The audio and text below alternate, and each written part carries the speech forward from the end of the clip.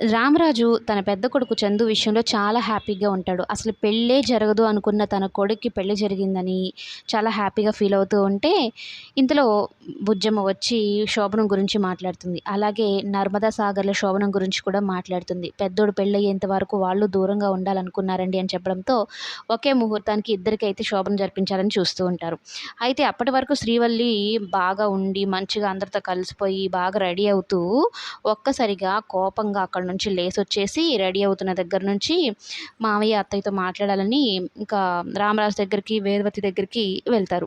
వెళ్ళి "అత్తయ్య గారు నాకిది నచ్చడం లేదండి. మీతో మాట్లాడాలండి" అంటూ మాట్లాడుతుందనమాట.